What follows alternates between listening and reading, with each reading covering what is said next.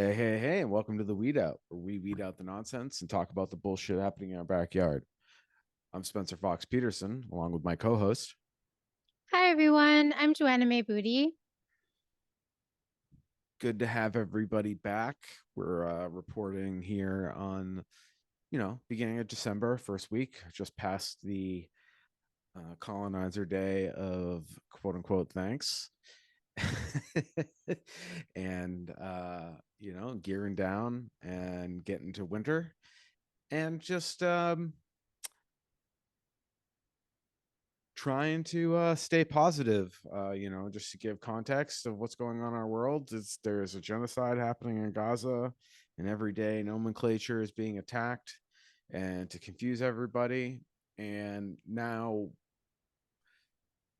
at the weed out, we have a lot of things we could talk about, and most of it's down. So I guess today we kind of wanted to, instead of focusing on police malfeasance in our backyard or even the genocide happening on the other side of the world in places like Congo, Sudan, Palestine, and many more, we're going to talk about a universal image of counterculture and revolutionary movements that's been around as long as this creature has been with us.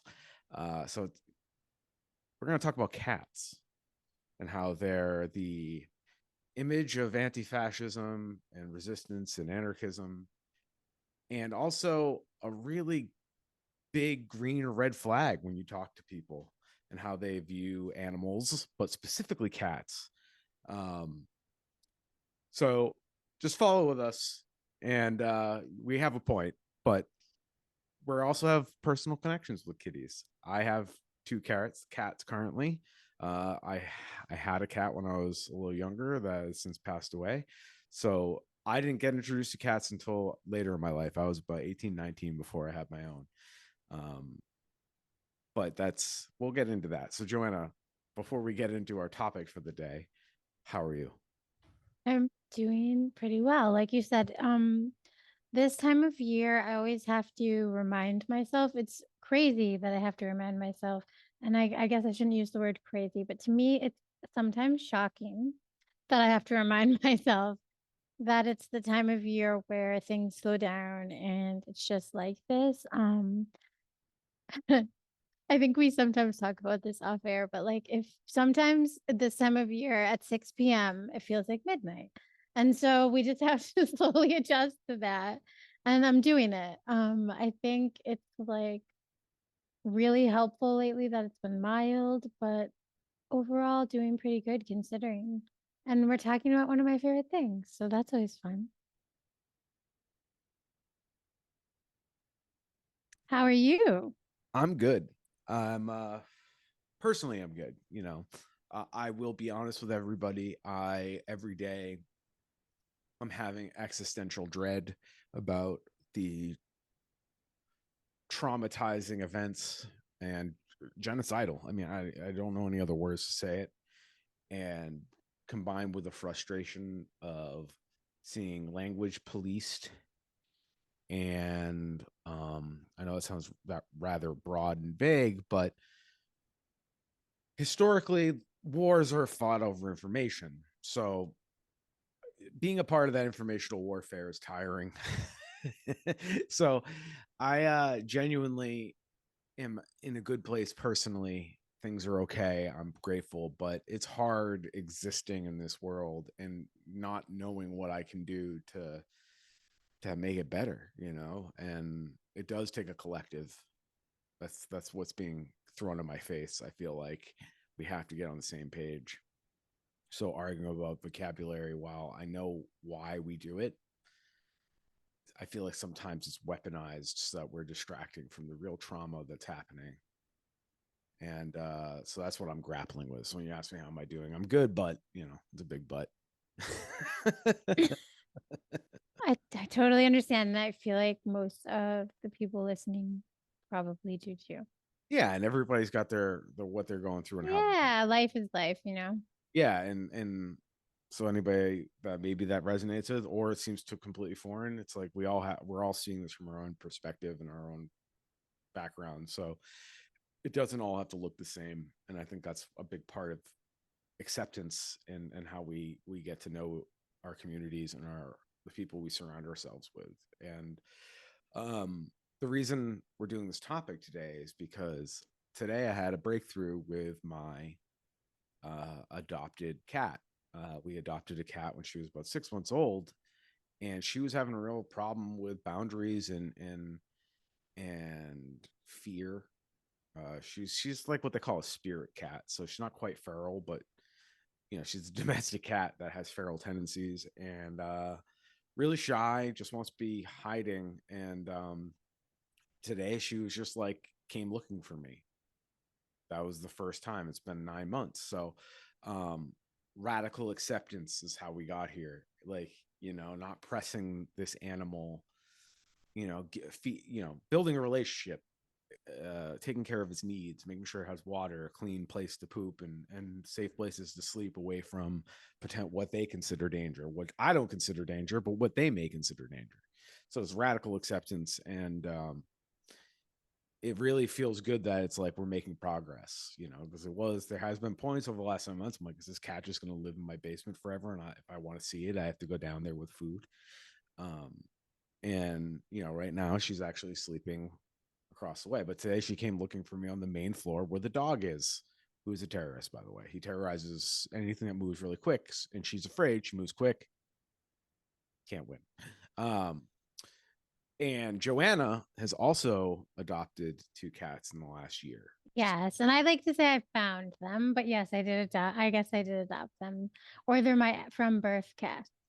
But yes, I have 2 cats as well. I did not think that I would have 2 cats, but the cat distribution system decided that I would have Big Red and Gremulon, the gremlin. So they were born according to the veterinarian picked their birthday. Mm-hmm. And it's July 13th. So 5 months, 4 months. I'm so bad. So they're little kittens. They're gonna be 5 months old on the 13th on Taylor Swift's birthday, December 13th. I only know that because of some ad that I saw. So everyone cut me some slack. But I was excited that they had that birthday assigned to them because that is the day that I bought my home with my partner, Caleb, and that is the day that my parents were married. So it's like a cute date. Oh, fun. So it has lots of Lots of meaning. And it's their little birthday now. So they're gonna be 5 months on the 13th, and they're super cute. They're in the room right now with me. They were also at first. So at first they were feral. Their mother was feral. Um, and I had caught 3 kittens total. I tried to catch. There may have been more, and I couldn't catch the mom. And you know all of this, but for the audience, and there was a sister, and she was adopted by someone else. But the brothers, Grammy and Big Red, are super bonded, and they snuggle and love each other so much that I couldn't separate them. So I decided to keep them. And at first, they definitely would hiss at me. Um, I don't know if you or Bridget saw Spencer, but sometimes they would definitely hiss and like get upset. They wouldn't want to be petted at all. And at first, I did try because like there are 2 thoughts like with cats like that, like especially if they're small and you're not going to hurt them, to try to handle them as much as possible. And you talked about radical acceptance, and I totally practice that with humans, but I'm like, okay, but these are cats. Um, that type of approach kind of worked with Big Red because he was just being loud to try to keep because he was scared. Gremlin was loud because he is like PTSD and like just so scared. Like more like mouse, like in the spirit cat. Like he could not just be handled and connect as easily. So I've had to wait about 4 months for him to warm up to me to the point where now he gets really jealous of his brother Big Red and he wants to be carried around by me. but they still both hide like most cats. If anyone but like me are Caleb are in the house, they're very, very skeptical. So like only a few people have seen them. And just for those at home, we don't do binaries on the weed out. So just because we're talking positively about cats and all the imagery, that does not mean we feel any negative towards our four-legged dog friends. And Oh dog, no way. Yeah. without my dog, I wouldn't be able to have an understanding. My dog taught me the concept of um I don't own, I know legally I own the dog, but like you have to you that can that's the law, and that's written by colonialists. So of course they view things in terms of ownership. No, this dog is part of my squad. He's a partner. It's 50-50. Like, he's got to have my trust, I got to have his trust. That's how we build a relationship, and it takes time. Dogs are a lot quicker. They're a little more simple in their reward centers. Um, and they're loyal, right? But, cats are special because they kind of just showed up one day and just That's what mine did. so no, but historically they kind of showed up. It's not like we actively recruited them uh, Yeah. with dogs. So they're just an interesting concept of like how to build relationship and consent. And for example, Absolutely. when I said earlier in the episode, we're going to talk about green and red flags. Like, the reason all these incel type bros accuse you being a cat lady online, any sort of reference to cat, and it imply in their head it implies weakness or like untrustworthiness or something.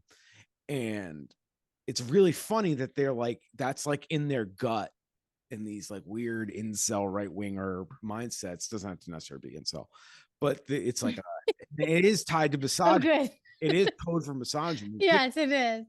So, you're gonna be a lonely cat lady, for example. The It's reason like, hello, I have cats. I'm not alone or they lonely. don't like cats is cats don't deal with in terms of coercion. No. And they need you to be patient and quiet usually. They need a lot. They need a lot from you. They have to be allowed to be autonomous, even though, so you have to kind of trick a cat in a way, like my cats are prisoners. Like, let's be real. Like, Yeah, they are. I they're not feel the bad about going that. anywhere, and like they don't have freedom to go in and out. I allow them out, one of them outside, but I allow them. So it's like, they're prisoners. Let's be real. And um it is for their own safety, but you are kind of like, there's no direct coercion. Like, you kind of maybe got to trick the cat into thinking, or just treat them so good that they don't want to leave, right? I think that's what where mine are at. Plus the food. Yeah. They are some cats, not all. Like one of mine is way more food oriented, but that's definitely a big one for them. I mean, humans are food. I'm food oriented. Yeah, but I mean, just like one of them is much more Nothing manipulative. is like a dog in food.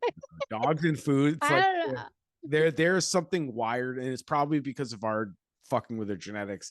They're wired to be really, really concerned that I gotta stick where the food is because I don't ever want to feel that pain. Yeah. Anyways, cats, they're wild, and I couldn't have got to this journey without my dog. So we're not anti-dog here. Just for No, we like all animals. Of course, we love all animals. They all have something to teach us, and we work with them. We don't own them. We're compadres. So just the reason there's a red flag is because you can't coerce them. You can't. They will let you know, I don't consent to something pretty readily, either by scampering and climbing really fast, or swiping, or some combination of both. Yeah, or hissing and swiping. Yeah. I mean, you could see videos online of domestic house cats like swatting at bears. Like, they do not give a fuck. No, they're little toughies. That's the thing. I did win my kittens over though with food, but you're right. Like I would have to literally put food on my hand and then pretend that I was like looking at my phone or watching TV and pretend that I didn't notice they were there. And then they would come over even to get food off my hand. But it was like they're so interesting as an animal and learning to trust you and stuff. It's so cute. And so women, and I brought misogyny and cats and all that coding and stuff. You can go back to, like, the early colonial days in America, the 1600s, when they're doing all the witch hunting, and the association of cats with the types of women that would be called witches. um, these types of women were usually very in tune with nature and their surroundings, and they understood animals, and they didn't try to have dominion. So that was a red flag to these patriarchal societies. Somebody that's rejecting man's dominion over nature and living with it. So they associated these women that wanted to be one with earth, essentially, uh, in rejecting patriarchal values, probably not wanting to get married to some man because their father said so, or whatever. All the reasons they got associated with witches, right? Um, but it's also associated with anti-fascist movements. Anti-fascists have used their image since the beginning of anti-fascism. Well, and all cats are beautiful. So Oh yeah, ACAB. Um, and there's a reason you never see drug sniffing cats. yeah, they wouldn't do that nonsense. They're not narcs. And Well, and I feel bad for dogs because I feel like it's gross, they're and not even I effective. feel it's like animal abuse. And no, Oh, they're not effective. oh, even the drug sniffing dogs, like, assuming you're not using them as a weapon, like, you're exposing a dog regularly to substance. Drugs potentially, like, yeah, it seems so bad. I'm sure they argue that, like, it's somewhat safe, and it's like, I don't know. But they're also trained to like harm you by like command too, which I don't know. I like knowing animals. Like I'm not like an animal expert, but I know enough about them. Like, you think you really have a dog trained only to attack you when they say so? It just doesn't seem right. Yeah, and there was a viral video last week, so the end of November 2023, of a canine handler punching his dog and the dog attacking him while they were. Good for the dog. What the fuck? But, like, these men abuse those animals, and this is a sidebar about cats, but just, we're talking about animals, and they shouldn't be used as weapons. At Period. all. And They're helpless little creatures. yeah, but you don't see cats being used in those various forms. No, they're way harder to like quote unquote train, like you said too. Yeah, and cats are just interesting. Like I said earlier, I didn't grow up with cats. Like, I mean, I had neighborhood cats, like my friends had cats, but and I always liked them. But it wasn't, I got basically kind of one fell in my lap. The second one I had came with somebody else. Like, Bridget brought Henry with her. And now this third cat, Mousy, I call her Mousy because she was quiet and wanted to hide. And I was like, she's like a little mouse, and she looks like a little field mouse. She's all brown and rock colored. She's so fluffy though. Oh yeah, she's a floof. She looks bigger than she is, but she She does. has like a similar spirit to my first cat, also named an animal name, Monkey. It's Monkey so cute. Monkey lived up to her name. She was a climber and pretty fierce and a fighter. They're different in the sense, like, Monkey, the cat that has since passed away, she had really sharp claws, like, and she sharpened those things like she was sharpening shanks, and she used them like she didn't know how not to use her claws. She's the only cat I've ever known like that. Like, she just did not know how to, even when she was being lovey, she did not know how to not use her claws. This cat, Mousy, doesn't really use her claws, um, even when she wants out of a hold or something, our elderly cat, Henry, Bridget's cat, that man, he'll swipe at you. You don't give a fuck. He's a bully. But enough about my cats. Cats are just funny. Like, I had a cat, literally, I was at work a couple months ago. The door was open, and I'm like finishing up for the day, putting the keys away and putting all the stuff away, wrapping up the day, and a fucking cat just appeared. A neighborhood cat just was in the office, just wandered in, walking around like he'd been there before, like he owned the They're so quiet. So it's like, oh hi. And like he came over, rubbed me on my leg, and I was like, I'm going home, dude.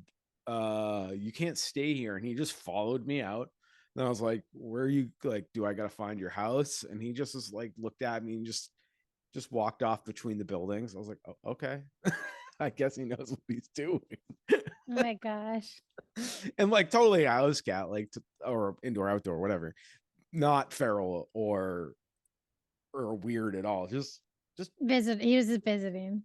but again, radical acceptance, man. If you can get along with a cat and get a cat to like you, you probably have a good handle on consent. So those anybody that says they don't like cats reflexively, fucking red flag, maybe don't hang out with them.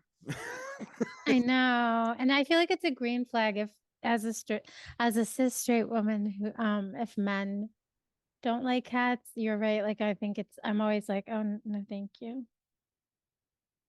If they're allergic, I get it. But like if you're Oh, not allergic and you don't like cats, it's kind of weird. I'm talking about a very specific sort of. Me too. No, there's a type of person. I'm not saying even like I'm fine with people to be like, yeah, I wouldn't want one. I don't want to do that. I get it too. There's certain things. Like I said, I didn't think I would get two more. I didn't think I'd ever have two. Like cleaning the litter box. It's not a great I hate it. The worst. and also if like you live in a small apartment in the city, I know that's like cats are good at pets and that's like that. I had a cat in the city in an apartment and I always felt bad about it. You know, Yeah, me too. And for the smaller apartments I had with my old kitty Leo, I had him for 12 years. I felt bad for him. He moved with me so much because I was younger, but he lived a good life. But I know what you mean. So yes, I've been around cats though since like I was a baby probably. So I've always had. and it's to my knowledge, I could be wrong. So anybody listening at home, if you have any information that disputes this, I've never known any fascist right wing leaning imagery to have cats in it. Eagles, yes. Eagles, red flag. um, but cats, I've never seen cats in right wing imagery. Seen it in a ton of left wing imagery. I don't think so either. Another interesting fact is that cats, you'll see them in a lot of imagery when you're looking at, if you do see some of the video coming out of Gaza, Yep. because Muslim people believe that cats are a holy animal and they're the only animals like, and people like, like non-Muslim, non-Muslim practicing individuals, they're allowed to be with them in the temple and they're allowed on their prayer mats too. So you'll see like a lot of the children or like people in videos like carrying their family pets or like taking care of cats. And usually that's why, because they really they consider cats to be like very special and holy. Which makes sense. I mean, being neighboring Egypt, and Egypt has a long history of respecting and revering cats, like Northern Africa, tons of those images around, like the Sphinx, even just like we're talking really rudimentary history here, nothing even that crazy. Like, I know. I'm just like they make sense to want to think they are so you know clean. why that rule is there. Because you They're can't so cute. stop a cat from going on your prayer mat no matter what you do, or else you'd have to do something that probably is against your tenets of belief, like harming them. Because the only way you're stopping them is to harm them. There's Well, no I think well, supposedly, I know you're completely right, but supposedly it's because of how clean they keep themselves. sure. What? Hey, man, Whatever the reason they're they came mostly up the with. reason because of the cause. Like they're oh well, cats they are clean. They keep their butthole clean. Like I know. I'm just like, oh, clean. I'm just still like you licking it though. So, but I get why they think they're That's what holy. I'm saying. It's just like that's just a convenient excuse. I know, I agree, I agree. White ladies can compare though, like whenever you try to do yoga and you're with a cat, they just always want to be on a mat too. So you're right. It's better to just come up with an acceptance, a reason for acceptance. It's the I only animal that can tear up your house with their claws for stress relief, and we just go. I know. I was telling you like when we weren't recording, I've Gremlin especially has taught me even more patience and just acceptance of what is like is what it is. Um, I used to never like to decorate for the Christmas season, but I do after having an accident a few years ago. And I'm just letting the audience know for context. So now I like to have a tree and like lights so it feels cozy. And Gremlin also loves the tree, but he likes to climb it and or knock it over. So he knocked over the tree. I thought maybe like a bigger one would work, but that's just become like a nest and he can climb like 2/3 of the way up. But the tree is now just um incredibly weird looking and it's just gonna have to stay that way. But he lays in it for like an hour at a time some days, and the sound you made is exactly it. Spencer, I'll just be like, oh, okay. Yep. There's Graham. There's Graham. And it's just kind of like I can't do anything about this.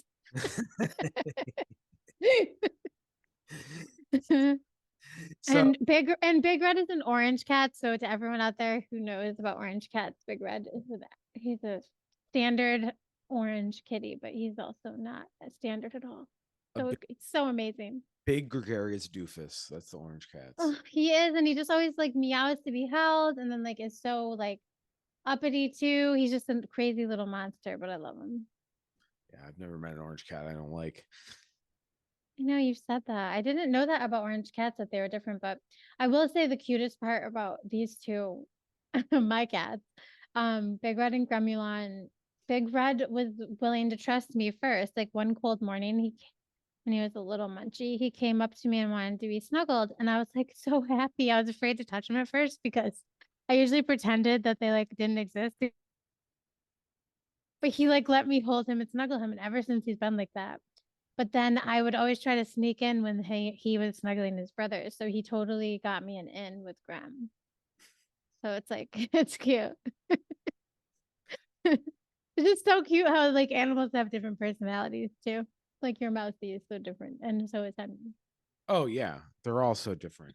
And dogs too. Like all and Oh yeah, experience cows and pigs too. Like they totally. all have their own unique personalities. Some more blend in with the crowd than others, but there's always at least a couple that stand out with unique personality traits. And I mean that from barnyard animals to it's just like humans. There's a lot of there's a lot of kind of blend in with the crowd humans. And I mean that in the most like non-offensive way.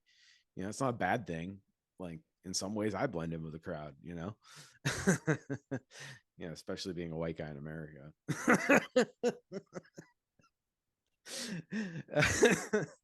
Yeah,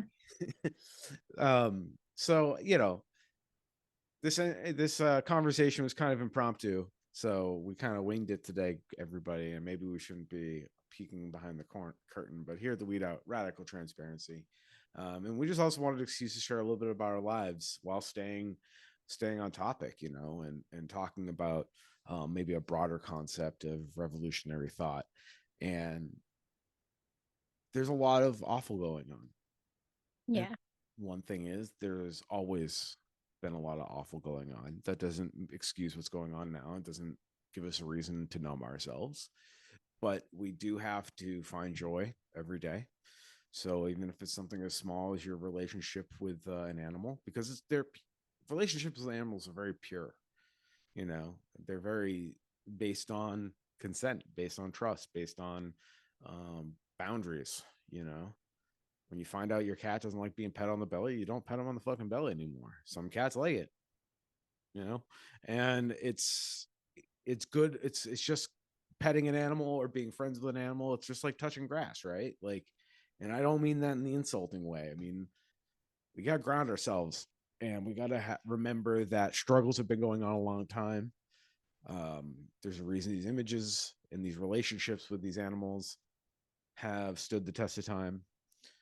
And there's also a lot of information you can glean from people to decide, That's an interesting data point about you if they don't like cats, or if they do, or if you see them interact with a strange cat and they're like, oh, hey, kitty, and like just kind of keep moving. That's a lot of information you can learn about people in a short time.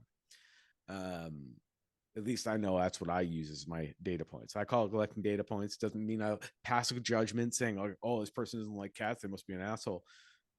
No, but it keeps me aware of potential, like, let's pay a little more attention to how they treat service workers, you know, how they talk about people when they're not around. I know. So yeah, I mean, radical acceptance, radical transparency. Cats are the anarchists of our animal human relationships, and we love them for it. So that's pretty much the thoughts on that concept today. And as always, we have ghoulery and tomfoolery. Like, we can't do an episode without it. It's almost like It's so true. Can I make a plug though? So because it's the cold season and we're talking about these, if anyone in Western Mass has the ability and the like space and time and money to take in a cat or a dog or any type of pet, I have looked at a lot of the local shelters. So in the Berkshires and all throughout the Connecticut River Valley, there are a lot of animals that need homes. So if you are someone like us who loves animals, please consider during the cold season giving your family a new member. That's if you don't know where to look, please reach out to us at theweedout@gmail.com. I would be happy to help you. That's a great idea. Like I said, like any difference you can make in the world, because then the world may not see you being kind to an animal, but that animal gives you energy back, and that's good. It's a way to recharge your battery. And like, I'm not some hippy dippy about all this, but I just noticed it over time. Like, things are better when you're kind to animals. Just, you know. You're definitely not. So for the audience, you definitely are not hippy dippy about this. But you're very kind to animals. So, and I think people can be that way. Anyone can. Animals don't require you to be anything, but like you said, like give them trust, let them trust you and be kind. Yeah, for the crowd at home, I make my living off of dead animals. And that sounds dark. This is why I'm saying you're not hippy dippy about it. Yeah, but I like, it is heavy. No, it is. It is, but we eat meat. I mean, we don't necessarily eat cats or dogs here in the US, but we do eat meat. So some people do, some people don't. That's it for another episode. And food production is a necessary part of life. Totally. Fishermen, we're always going to have guys driving the trucks. I don't work for Cisco, so that's good. And I used to be a butcher, and I worked with farmers and worked with a small butcher shop and this, family-owned butcher shop. So it's a little different, but you do feel the weight of those, like, quite literally, you feel the weight of the sacrifice made by that animal. And absolutely. I wouldn't want one morsel to not be used for anything. Like, and the failure you feel when you fuck something up or waste something, whether it goes bad because of bad rotation, whatever reason, doesn't sell. It feels really. I know I feel it really, really personally. Like, I wouldn't want any fish on my truck to ever go to waste. So, because I know how important that life was how important it is to sustain life. So that's how I feel like when I interact with animals, we don't necessarily eat like our domesticated pets. It's all the more reason to treat them like exalted ones, because we can't eat every animal, but we can have relationship with Earth. I love it. I don't know. It's complicated. No, it's so good. Complicated. It's complicated. It's true. We can't. It's complicated, but it's also like it's true. and you cannot be this. This is no shot at veganism. I got no problem with vegans. I love your food. Like, I eat vegan food. You know, I need meat, unfortunately. I mean, I'm a diabetic, and protein is like the name of the game. So meat's gonna have to stay in the diet if I'm gonna stay healthy. I need fat, and I need diverse versions of it. So I'm gonna eat meat. I'm gonna eat beans. Like, but I can't live on a bean only diet. It's a bad idea. And so yeah, no, but like the militant veganism who like can't see the middle ground. It's like, come on, man, what the fuck are we doing here? But yeah, being in the meat purveying business really makes you realize how precious life is. Totally. I mean, so I've mentioned it in other episodes, but I grew up on a small farm. So at first, growing up, I knew like very young that like if our and once certain animals were gone, like they were food. Right. Hmm. Sometimes your food. Yeah. Hmm. Mhm. You know, like, And it didn't like because it was normalized to me. It didn't like it doesn't upset me to this day because I know if as long as animals are used in the way that you're talking about. Large agriculture, though, I would like to let everyone know. Large like meat industry and like large meat business and like big business for me is very upsetting. And you mentioned Cisco, so like big business with food is I don't know how we avoid it because of so many things. It does make me sad for the animals in those situations. oh, I could do a whole mini series. Right. Yes. Just my knowledge alone. Like, I am not the forefront expert. But No. I have Same. some, I have some anecdotal experience with multiple systems, whether it's big corporations or the regulatory bodies, where you're just like, this is fucking stupid. Like, this is like, again, different episode. I don't want to get too sidetracked. So if anybody ever wants to hear about that, please let us know. If you want to hear my critique of our food system, I have some thoughts. I'm not saying I have all the answers, but I could tell you where some of the fucking problems are. For sure. Dealing with it firsthand. And number one is the pay. The pay across the board. Doesn't matter what you're talking about. The pay's got to be fixed. And yeah, and for profit food sales, like, I was fuck, gonna say that's the major issue, actually. Yeah. so disgusting. Sure, we got to cover our costs, fine, but like, for profit, this is disgusting. It's inhumane. This is somebody that works for people that technically do make profit. Like, sorry guys, if you're listening, like, this is a problem. Like, we shouldn't be depleting our food sources, and also not sharing the wealth made. um I don't know. And it's a necessary need. It's a basic need, you know. It is. So, anyways, sidebar. Back to the episode at hand. Thank Cat. you, everybody. Cat. Thank you for everybody for listening to us about cats. We're gonna do a quick ghoulery and tomfoolery. And we're staying local, of course. Like, let's go to our favorite city, Northampton, Massachusetts. Oh, Halfway. I was like, I was like, which one? Oh yeah, I had like I had 3 or 4 ideas of it. all our favorites. So this was ghoul. That's why I'm like, I have so many favorites. Excuse me 1 second. I fucked my mic. Big Red is like 5, no, not even 5 feet, like 3 feet from me, laying on a blanket, looking so cute. And he doesn't want to move, but I want to snuggle him.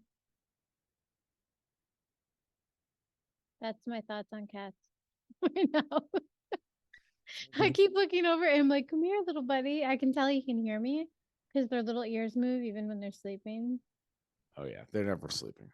I know. I know. Well, Sometimes I feel like they are though. thank you for your Like patience for letting me fix my microphone. yeah, you're good. I'm watching my little nugget. All right, so finally, our ADHD butts are going to get on some news here. Some ghoulery and tomfoolery. Northampton, Mass, our favorite faux progressive city, probably the most technically progressive city in Massachusetts. But Mate, one of. yeah, but it's full of shit. So that's for, hope anybody in Northampton city government hears this. You're all full of shit. Anyways, so we're gonna start with the news from the shoestring. Dusty Christensen reporting today, December 4th. Northampton settles police excessive force case for $75,000. Joanna, do you have that link? Did I share that with you? Yeah. I'm gonna pull the article up here. Okay. So yeah, Northampton excessive police force case for $75,000. City's insurer will pay an Amherst resident who alleged Northampton police beat and pepper sprayed him during a wellness check in 2019. So, as you can see, that's a hilarious fucking. You know, the photo option for this is like, all right. Shoestring, that is hilarious. I know it's interesting because like they're doing the propaganda thumbnail, and this is like my pet peeve: putting a cop car in the handle, like in the thumbnail. Online news sources is like that's like the go-to for every news source. No, it could be like children slain and gunman kills everybody in school, and it will have a picture of a police cruiser like in a scenic sunset. And it's just like associating it's a mental thing associating with police. And Shoestring is a legitimate news source, so this is their funny way of throwing shade. I think that's hilarious because they're doing it, but they're like an old photo of like the deck the halls. Yeah, putting a Christmas bow patrol car here, a car with a Christmas bow on it as their thumbnail, and it's about Northampton's excessive force case. It's like hilarious. If that's on purpose, guys, kudos, Dusty and the shoestring. And if not, it's thanks for the laughs. Yeah, I mean that's how we took either way. Hooray. Some people may see it that way. So the city has reached a $75,000 legal settlement with a man who accused Northampton police officers of violating his civil rights during a 2019 arrest. In a lawsuit filed last year, Amherst resident Jennison Retzlaff, excuse me if I mispronounce that, had alleged in 2019 he was in the Meadows section of Northampton when somebody called police and said he looked, quote, kind of out of it. Which is insane to have someone like that's not against the crime. That's not against the law, by the way. I know. If I look kind of out of it all of the time. No one should be pepper sprayed for that. What the fuck does that mean? Retzlaff said that that's what I'm saying. And EMTs first arrived on scene and determined he didn't need medical assistance. But after they left, the police showed up. He alleged when he tried to get his ID back from them so he could leave, the officers tackled him to the ground, kicked him, beat him with a baton, and pepper sprayed and arrested him. Awful. In a court filing on September 9th, presumably 2023, Retzlaff and the city agreed to settle a case rather than proceed to a jury trial. That means it was going to go badly for them. And although the agreement does not specify the total settlement amount, City Attorney Alan Seawald informed the shoestring that the amount was $75,000. Retzlaff's attorney, Michael Henneman, declined to comment on the settlement. So did Mayor Gina Louise Ciara. Like many municipalities, Northampton handles such lawsuits through its insurance provider, the Massachusetts Interlocal Insurance Association. That means that settlement money doesn't come directly from the city's coffers. However, such settlements could result in taxpayers having to pay higher insurance premiums going forward.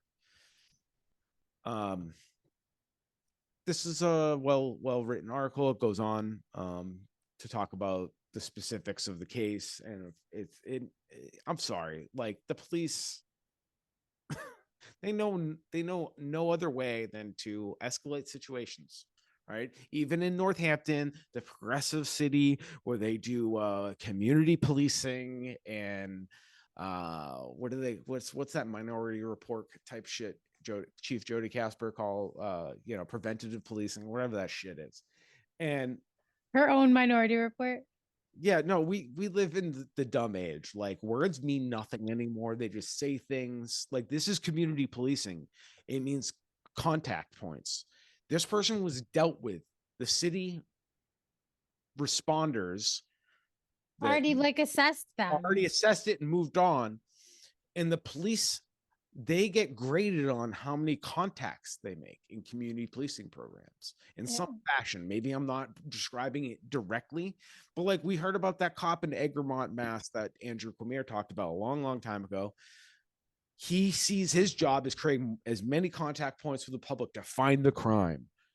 Yeah. That is with the assumption that there's crime rampant everywhere. It's just a matter of numbers. That's like a disgusting way to govern. It's just such projection coming from cops. It's like, okay, look within yourselves.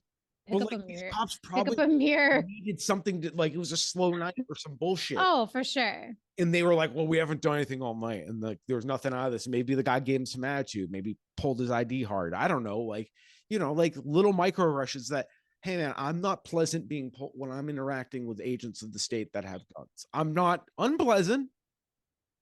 But if someone is unpleasant though, I understand it. That's why these community care and like especially someone who's having a hard time mentally, like I feel like I think Rachel Miore is quoted in this, and she's the I think Ward 7 counselor in Northampton. And I will say, like, shout out to Rachel, who is always someone who is at least looking for alternatives to the police and really stands behind the community in that respect.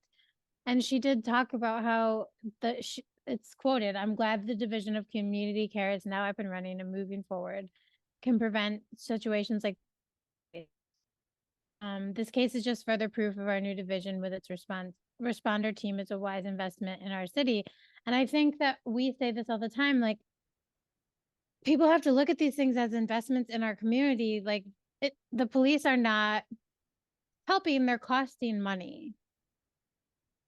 And it's not wrong to assess something when it's not working and say it's costing you $75,000. It's not wrong to assess it and say, you know, maybe we should have put another $75,000 in the Department of Community Care, and that would have prevented this from ever happening. Just for argument's sake, the $75,000 being paid out by the insurance company, so that's not necessarily 75. But you know what I'm saying? But if you keep having those incidents, your taxes are going to go up either way.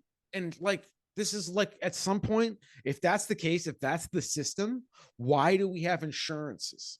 Because it's just like, well, the insurance is just going to pay out. This sounds like fucking some sort of money. I was going to say the insurance thing is actually weird and shady to me, and I think all insurance is. So the money should come directly. I'm having a hard time with that. The money should come directly from the police. They should have to pay for that shit. I agree. I agree. You know, violated the civil rights, however you want to fucking word it. And this is what I was saying earlier episode during the cats part. Like, what is the law? It's a fucking set of rules that are arbitrarily written by fucking drunk frat boys from 1700s. All right.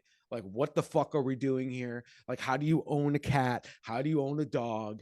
Like, they're your family members. How come insurance companies, a third party, are paying out for the malfeasance of the police, and the police get nothing taken away? And if anything, they get these cushy, stupid training programs to go fuck off and collect double time because they do it at the same time they're working, or like they just double up in their week and they just take home a shit ton of money. Like, or they retire, like in the episode about Captain Reyes at 48 after being accused of sexual assault and harassment at work. Like, it's just, that's why when people think we're being outrageous about these like problems with the police, like, we're not.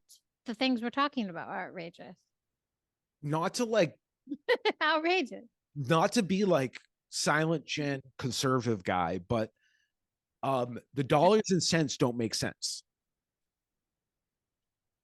Like, I hate to invoke, you may have silent gen vibes once in a while. I hate like my grandfather, who would probably be cool with the cops because he probably was like, you know, cool with white supremacy culture and fine with them beating up on black people. Like, I don't doubt it, but he would go, but you guys cost us more money than you protect us from losing.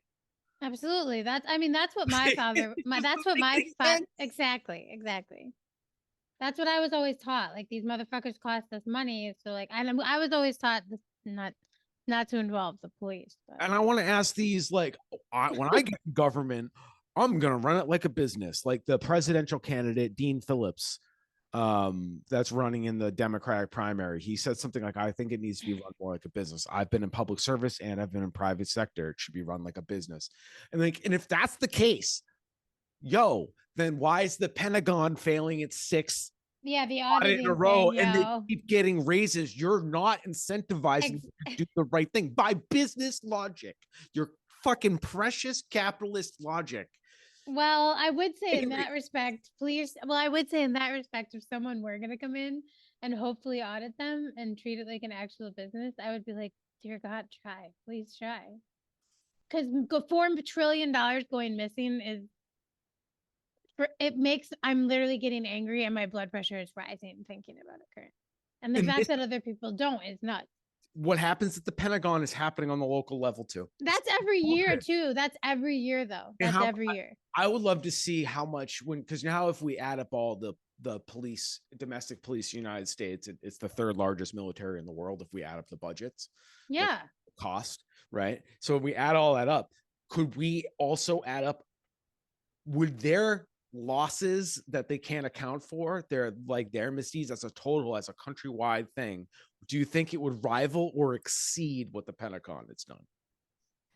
So hard to say, because think about like how stupid most cops are and how poorly, like, when we look for records, and not to be an asshole, but like when we look for public records, or we have people like Andrew, who's an Andrew Quamir, who is basically a public records expert on, you will find that the records keeping is either terrible or not even there. So like, how can we even trust that they're, using a receipt and keeping track of what they're spending at any point?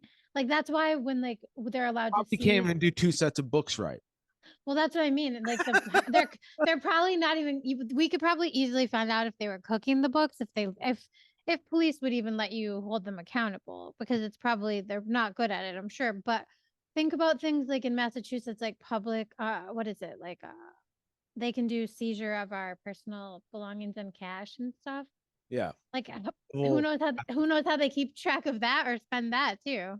oh, they use it in their illicit entrapment schemes. It's so shady, but they take money, whatever. Yeah, that all ends up in individual. So I wonder, just that's just a thought experiment. Anybody at home? I'm not a math guy. I'm sure there's a way you could guesstimate by we have a rough idea how much the Pentagon has lost. Yes, that's ridiculous. Because we've added up all the budgets, so I'm sure we can figure out all the losses too, or the confusion. Well, exactly. Historically fucked up, where we're at. There has never been a more corrupt enforcement mechanism and systematically built than our policing system. And it's built in a way where it's decentralized, which plays in their benefit. It does. When outside cops come in, they still think like cops, and they still give cops benefit of the doubt. So they may not look as hard, right?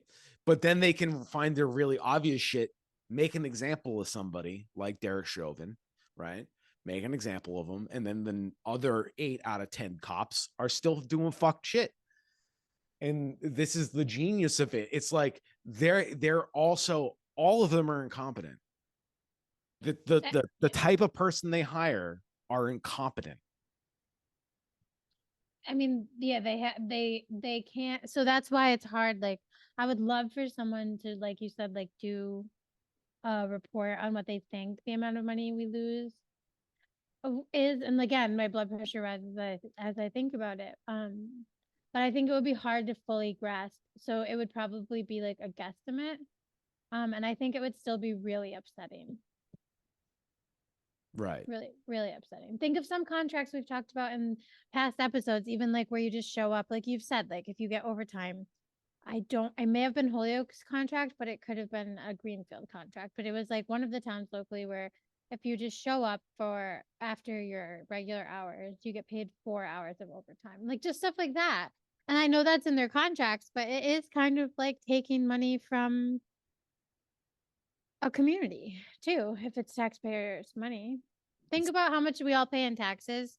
I think during a time where we all can understand and see struggle and like how hard it is to just get by, when you think about how much money that we put into taxes and then how it's then utilized to help our communities, I think it's something we should be aware of, and we should be asking for more transparency about in every single way.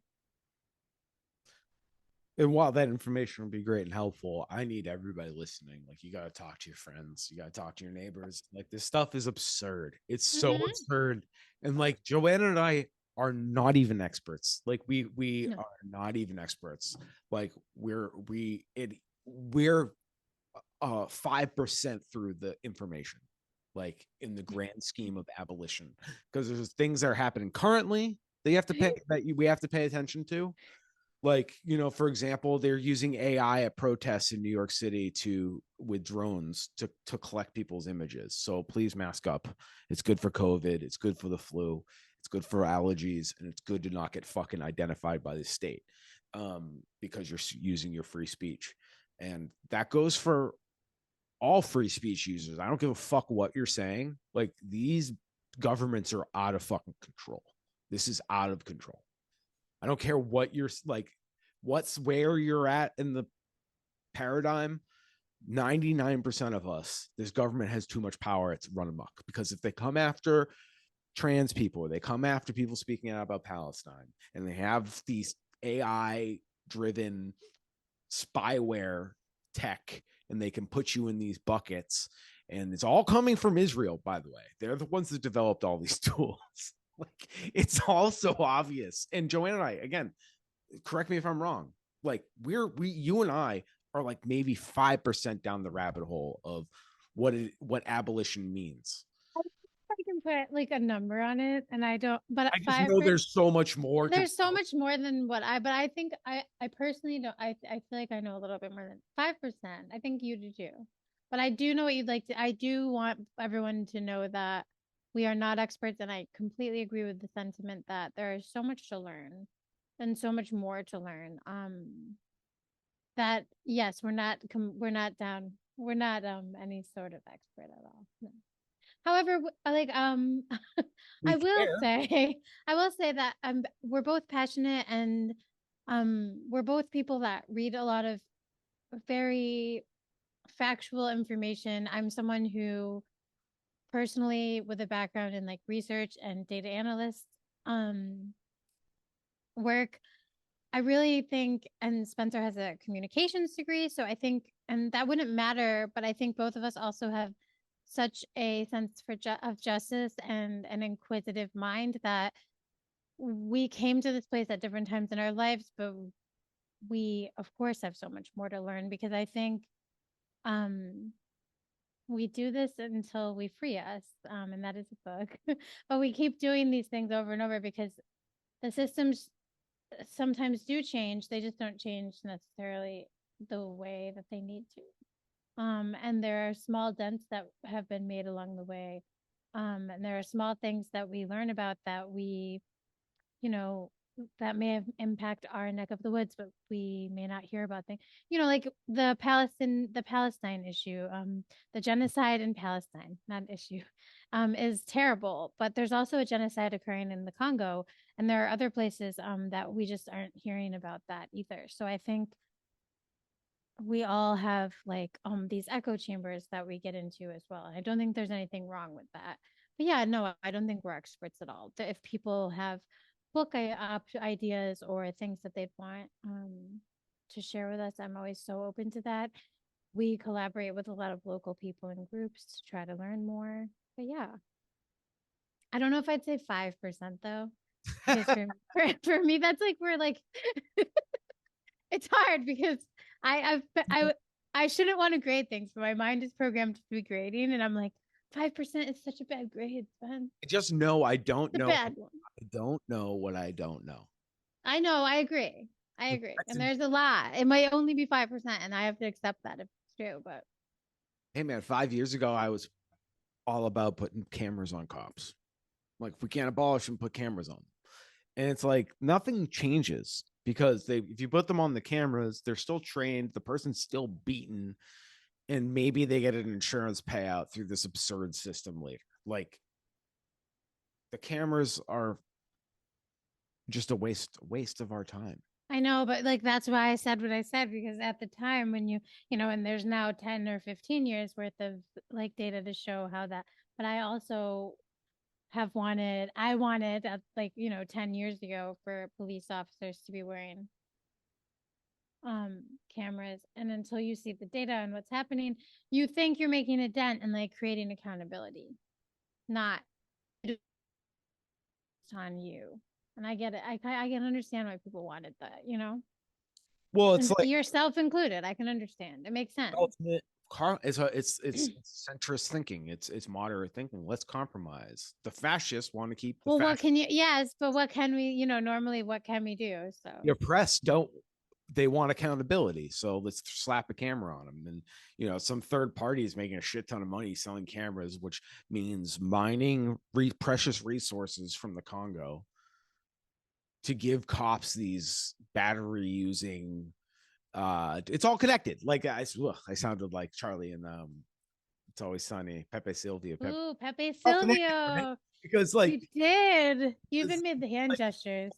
technology requires batteries, right? So drones, all this shit, the lenses and all that stuff are made out of precious mines, minerals, and resources, and they're being pulled from the global south, where these genocides are happening, where they're also developing the spyware to spy on us. So like we need, not only we've had our victories, but like, dude, we gotta get, there was a time pre-Patriot Act where none of this shit would have been allowed. Exactly. We did have this at one point. It wasn't just that the technology didn't exist. We had rules. Like, no, you can't do that. And like in Europe they do. Like the GDPR in the EU is so much more protective of your person in America. The Patriot Act is the beginning of the surveillance, like of the end of us having any kind of privacy from the surveillance state. And they just keep renewing it. Obama renewed it. He could have let it run out and expire, and he just renewed it, and they just keep renewing it. Yeah, as long as there's a conflict going on somewhere, they're going to renew it because I know. I actually hoped back in the day, like I was like, oh, he'll let it run out. That's awesome. Like the Democrats will do that. No, they won't. They will not. So let's talk about the recurring cycle. So you have Al Qaeda, which led to Iraq, Afghanistan, whatever, trying to root out terrorism, war on terror. Created ISIS, which is another reason to reintroduce the Patriot Act. And then you got another situation in Gaza where you got Hamas, and maybe Hamas gets destroyed, but all these people are just bombed to hell. There's going to be a rap group that forms out of them and becomes the next ISIS. Literally becomes the next ISIS. I know everybody's saying Hamas is ISIS now, but it's like you're creating more terrorists with this policy, just genocide policy. And it's evil. You're gonna create terrorists, quote unquote terrorists, whatever the fuck that means, but you're gonna create random violence provocateurs from all sides now. Whether they're Well, and when we say we create terrorists, it's a very one-sided way of us being told that. And because I feel we are terrorists, United States of America. We have 800 bases worldwide and we terrorize the world. oh, we are. I think we are. But I also don't even want to qualify them as terrorists. I just call them tyrannical. But you know what I mean? Like we put all the words mean nothing. That's the thing, you know? That's what we were trying to say earlier in the episode. Like the words and the arguing about words at some point. No, we just got to be like this. You got to call wrong, wrong. Wrong. Exactly. Evil Oh, is evil. ground. Throw it on the ground. Trash. Trash. Trash panda. Actually, no, trash pandas are cool. We like trash pandas. We do. We do. So there is another aspect to this ghoulery and tomfoolery, because we're speaking about how we're spending money here, right? Now, Northampton, the most progressive place in Massachusetts, I say for the third time. I'm saying that for a reason, because that's what they tout themselves as, because they do have things called Northampton crisis response teams, right? So Mass Live, notorious corporate rag that brainwashes Massachusetts people, has an article titled, "Has Northampton's crisis response team become a police alternative?" Question mark. Not yet. And it basically is like, it describes what the department does. The Division of Community Care, excuse me. Yes. It's a support team that responds to certain calls formerly dealt with by the city's police, and they walk. So they're mostly downtown, I presume. It's mostly to deal with people in crisis, people who are houseless or maybe I wish they did have like a way to go not walking though, actually. because of budgets. Yeah, Northampton's a larger area, actually. Remember when this was finally through knuckle dragging Oh, uh, I remember. 2 years ago to actually fund it, the outside consultants, all the things are saying you need like $1 million to $1.2 million for it to start, and then you need to expand. You know, to spend more. They started them off with like 400. Like here's 300,000. Yeah, I think it was like four. Half. And It wasn't good. hamstrings you from the get-go. And it's like, well, and now you can be like, well, it didn't really work because we've spent 2 years throwing dick all of this. And I'm gonna quote Ron Swanson. All right. You don't half-ass two things, you whole ass one thing. So you don't give your whole ass to the cops and then throw pennies at the fucking Division of Community Care, which they're trying to take a load off. And you're also starting a division or a department. Like, that's going to inherently cost more upfront. Well, yes, and I think anyone saying like it doesn't work, it's like it's been 2 years. The And cops do the cops the yes, and the cops cost the city $75,000 just recently. Like, does that mean they don't work? And since like these are conversations I'd love to have with someone arguing the cops work. Since the Division of Community Care, who maybe they could be translators, and they could have showed up when Marisol from Holyoke was beaten in Northampton on King Street. Well, and for me, that I don't like. That's why I wish they were in cars, because Could have the met up. cops just rolled up on her. Yeah, They could have maybe even translated. Maybe right, exactly. If they were out. And like maybe they can dismiss, they can handle the situation. Why can't they have the old cop cars that the cops need new ones like every fucking year?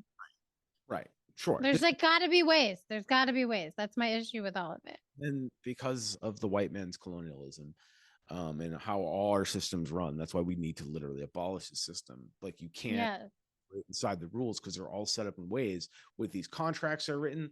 A lot of this stuff is contractual. So like, yeah, we can't use the old cop cars because they were on lease or some stupid shit.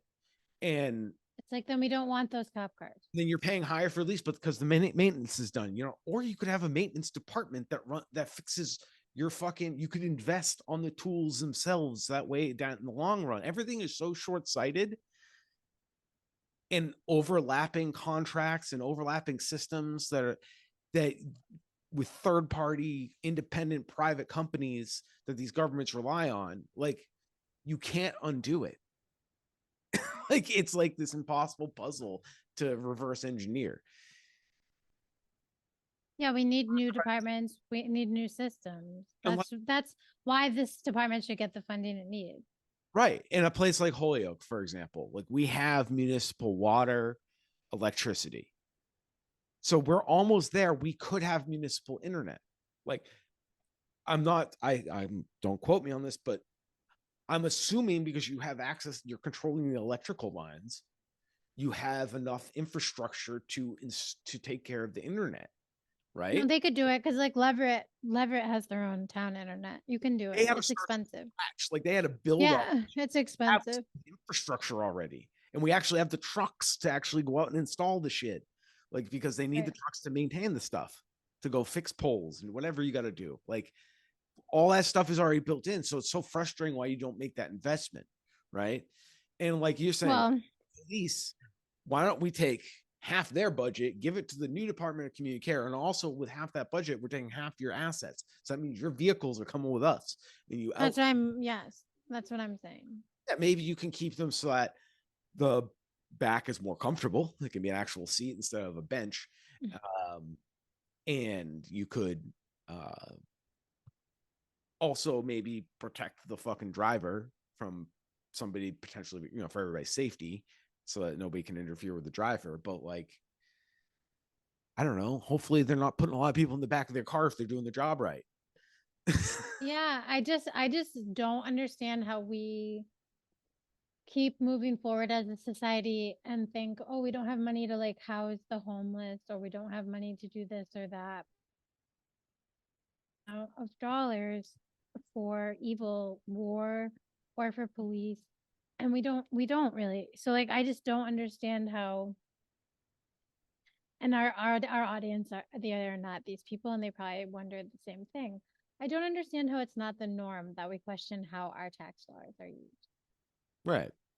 And, wherever there's a soft spot in whatever community's politics you may live in, wherever there's a way, okay, maybe police reform isn't going to happen if you live in Weymouth, Massachusetts. Yes, but take whatever funds you can to But use them for good. Do yo, it. if everybody's sick of paying Comcast, radicalize them around that. Like, there are everybody has their thing that they're secretly a socialist about, and they don't even know it. So, like, if your community has a strong sense of like, no, we really like this, they're fucking us, Comcast or whoever, because like you hear about that stuff. That's people do rally around that stuff. So even if it's that, like getting the community to control the means of the infrastructure we need, instead of letting third parties do it, like any way you can, that's a way to rebel. Like, it doesn't have to be all about police and military. We got to rebel in any ways we can. No, absolutely. Even just knowing that you do not need to be afraid of your neighbors and connecting with people in your community to the point where you understand and know what's going on. You keep yourself safe. The police really don't prevent crime. No, they just steal the monies. Yeah, so I mean, I think we all know that all cats are beautiful. That's why we are here today and always. Well, all cops are bastards. Cops can't come, everybody. Just letting you know, it's scientific fact. That's why they're so angry. It's science. Science. Explain the anger. Explain it. Well, I mean, there's so many things I could say, but I'm not going to get into Explain the frustration they have it. based on their choices. Oh, The weed out does not like cops. Fuck y'all. But if you have a friend that likes hearing about cats, and please tell them about this episode. And as always, we'll link the ghoulery and tomfoolery in the episode notes, so to get the links to those articles, so you can see how the police are fucking up our communities on a micro level. I recommend reading Dusty's article from the Shoestring, and if you want to read the rag Mass Live, go ahead. The headline is just as dumb as the article, but they're laying the groundwork to fucking sabotage it, just like always, just like everything else. This is the long game. It's dribs and drabs, turn public opinion. So that's why the weed out exists. Because we feel like we gotta, you know, push back against the bullshit. And yeah, what are our values and where's our money being spent? and you're right. That is why I think we exist. In the many ways, because we are not going to stop talking about this. So we felt like we would like to speak to people other than just those that know us. And I guess when I say that to our audience, we both have family members that, or people in our lives in the past that would disagree potentially with our values. But I also have people in my life personally, and I can let you speak for yourself, Spencer, but like that have over time with speaking to me about some of these things come to a place where they agree that they can't believe their tax dollars are spent this way and they wish there were alternatives. And I think talking about stuff and learning about things together um is so important. And thank you, Spencer, for always being someone I really enjoy learning about the community, and even when it's upsetting, then sharing that information with the audience. And thank you for always doing that with me. Thank you for being my co-host. Couldn't do it. Anytime. Can't do it without you. Same. That's what I was trying to say. I mean, I'll keep yelling without you. I mean, I know you will, and I would keep talking about stuff too. I think that's why it's important for us to have people on. Usually, like it's not usually just like us talking, and we usually don't necessarily focus on cats.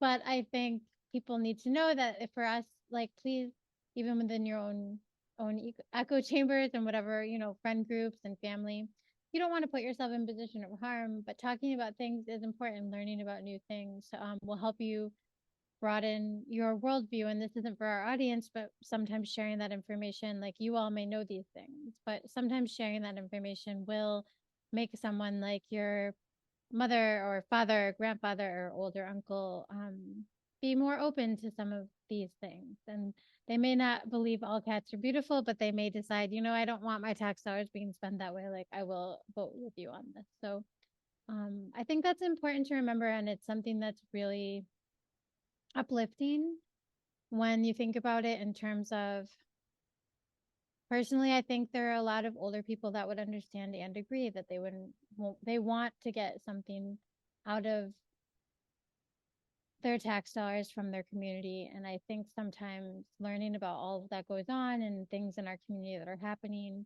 makes it easier for us to understand where that money actually is going to. Yeah, couldn't have said it better myself, my friend.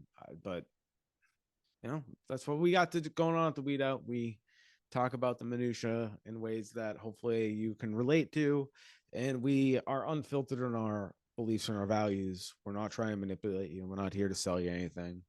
It's kind of the game with being anti-capitalist. It's about speaking your truth and living your truth, and it's not about anything other than getting the word out about workers organizing, talking about specific incidents with local governments and police, pointing out issues with local media framing, any of that. That's what Joanna and I are here to do. And we love hearing from our community. And always feel free to reach out to us, DM us on the social medias. You can go to our website, get links to everything at www.theweedout.com. Or you can go to our social media and there's a link tree in all the bios, and you can click on the link tree and get to any access anywhere. And we're just here to keep weeding out the nonsense and the bullshit, and talk about any way, all the ways you can be a revolutionary. It exists in every moment. And if that means, yeah, right now we're going to talk about cats, and we're going to talk about how they're revolutionary and how they make me feel as a human being, and animals in general, how they make me feel. We're not focusing on profit. We're not, like, at that moment, we're not focusing on productivity. We're not we're just living in appreciating. That's an act of revolution. That's why art is considered an act of revolution, because it's not devoting your every moment to productivity and worth. It's about experiencing. It's about creating. So just another way to, be a revolutionary, I guess. Every act you can have. So if you're tempted to monetize your hobby, for example, don't do it, because you'll hate your hobby. You can't turn it into a productivity thing. What do you think? You're right. You're so right. But like a younger version of me was like the person that wanted to monetize like every hobby that I had. I was like, type A, like monetize everything. But because I need money to survive in this capitalistic hellscape, you know what I mean? So no shame. So like so no shame to anyone who wants to or does do that, because I've been there. Because I've been there, but I think you're so right. Right. Yeah, you're a musician. That's not what I mean. Like, I'm not saying, but like when you decide, like, today, I'm not gonna, if you're a musician that plays on TikTok and has a TikTok creator account, and you just decide, today I'm gonna play songs I want to play as opposed to requests, you're allowed to do that too.